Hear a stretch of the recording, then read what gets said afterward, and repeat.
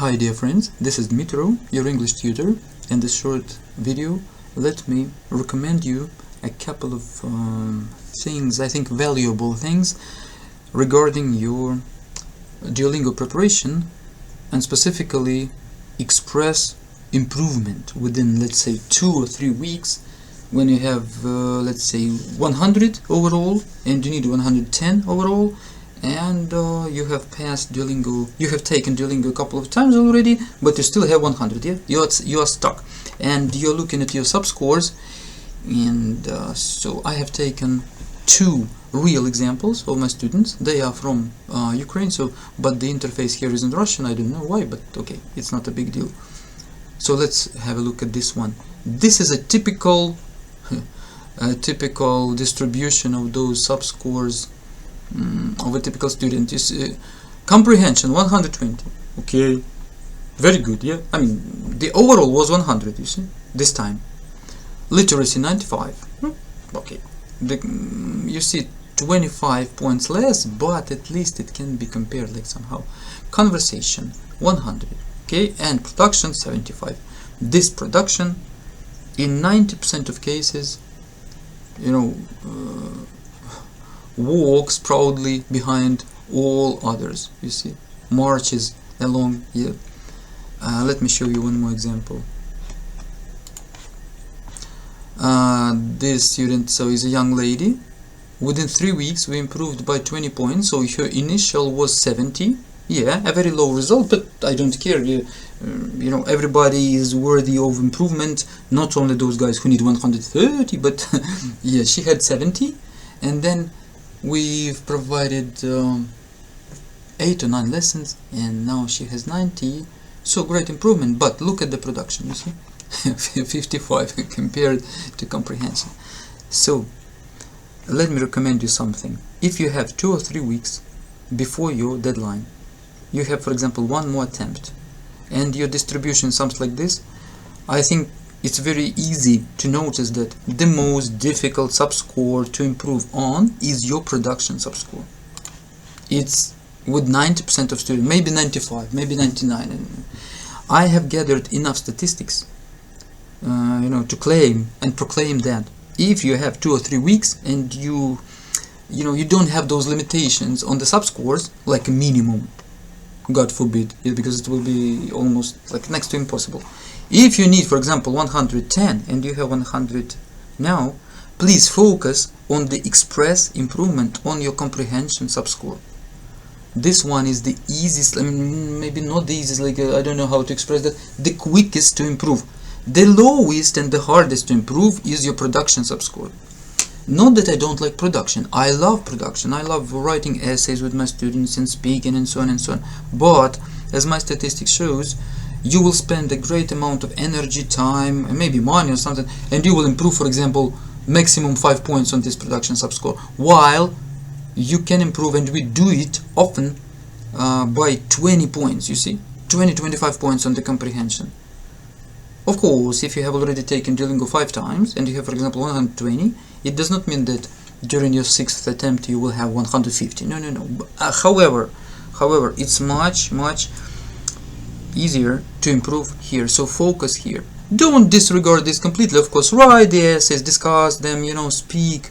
Try to speak more, like more fluently, faster, with a smile, more enthusiastically, but focus this. And you remember that 2 most important tasks for this are read and select and read and complete. Read and select does not include any intelligence at all. I'm a bit joking here, but you know, the most brainless, maybe the most mindless task of all English tests that I have met in my career, and believe me, I have met a lot, is just to define whether this word exists or not, because you just click yes or no, yeah? You can guess in 30% of the times. I'm sure if we put a monkey near the computer and, you know, he or she like presses this button, so the most brainless task. And so, you know, it gives us all the means to succeed, because the more brainless the task, the more brainless the approach we can use. Mechanical, boring, tedious, non-intelligent approach. For example, you can study simply just list of the most common English words. It's so dumb, boring, stupid, idiotic, but it will help you, I tell you, because Duolingo doesn't care. Duolingo cares if you click yes or no. Never try to guess, by the way, don't try to guess the words, like use your intuition during the test, that you're looking at this word, some word like hum pum pum bumtiv, and you think that it sounds nice, it exists. As statistics shows, in 70% of cases you will be wrong. Never do that. You will kill your, not kill, but you will diminish your low score, like without this even. So please focus on this comprehension, specifically on read and select. I have my own statistics. I tell you the statistics of tens and hundreds of my students within these 3-4 years, and we have improved tremendously here in many cases. Here in just several single cases. It's extremely, it requires the virtuosity on the part of a tutor and complete devotion and commitment on the part of a student to improve this production, because it has been inculcated within you within decades, maybe. Yeah, if you're 20 or 20 something, yes, you have not been taught how to write beautifully, especially being pressed for time in your school or kindergarten or anywhere.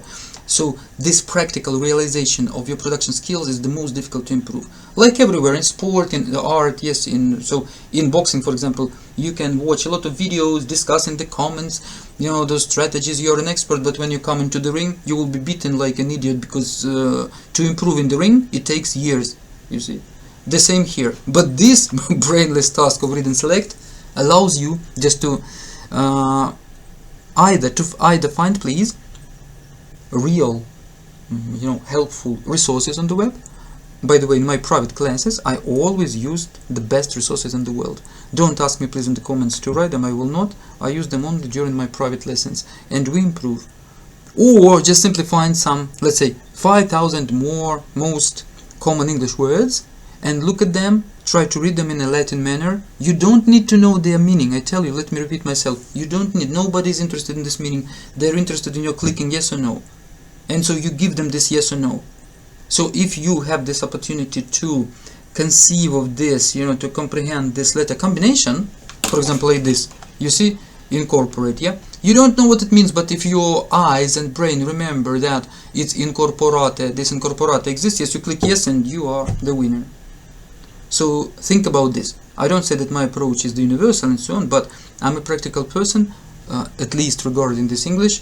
I have 20+ years of experience. I'm a non-native speaker, as you can hear by my speech, but I don't care. I have helped hundreds of students sometimes achieve miracles in their preparation to the test. So I know what I'm talking about. Okay, my friends. So think about this.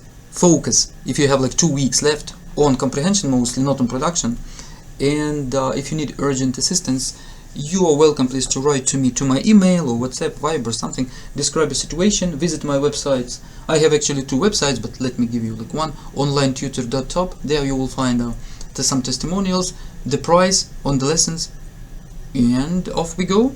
And I can help you even within 2 or 3 weeks. But of course I cost some money as a tutor. You understand that if you want some decent services, you must like pay accordingly. Okay, my friends, I love you, wish you success, and see you in our next lessons.